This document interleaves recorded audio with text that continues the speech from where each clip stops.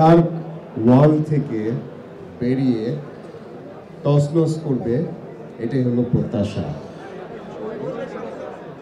Senior এবং গণ্যমান্য ব্যক্তিরা বসে আছেন এবং সামনে আমাদের প্রিয় সাংবাদিক ভাইরা, ইলেকট্রনিক প্রেস মিডিয়া, ইউটিউব এবং যে যে চ্যানেলের সাথে জড়িত আছেন সবাইকে শুভ সন্ধ্যা। ডার্ক ওয়ার্ল্ড থেকে বেরিয়ে তছনছ করবে, এটাই হলো প্রত্যাশা। এর সাথে আমরা আমাদের খোকন ভাইকে, বদরুল খোকন আমার খুব প্রিয় একজন ব্যক্তি, বড় ভাই,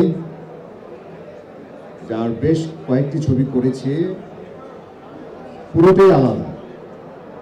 তার কাজ বলার কিছু নেই, সেটা প্রমাণ পর্দায় আমরা দেখে থাকি এবং যারা অ্যাকশন ছবি দেখে তারা খোকন ভাইয়ের ভক্ত অবশ্যই হবে। এবং আমরা নতুন কিছু পাবো, নতুন বছরে নতুন কিছু দেখতে পাবো এই আশাই করি। এবং মুন্না সাহেব খুব বড় মনের মানুষ এবং অনেক সাহস নিয়ে এখন এই ক্লান্তির লগ্নে যিনি ছবি প্রযোজনা করছে তাকে আমরা সবাই উৎসাহিত করব এবং প্রেরণা যোগাবো। অবশ্যই আপনি এগিয়ে যান, আপনার সামনের দিনগুলো খুব ভালো যাবে এবং আশা করি আমরা যারা এই ছবিতে আছি এবং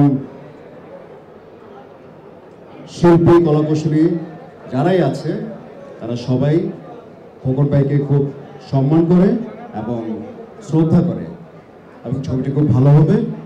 দেখা যাক 2025-এ যেন তছনছ সুপার বাম্পার হিট ছবি হয়। সবাই দোয়া করবে।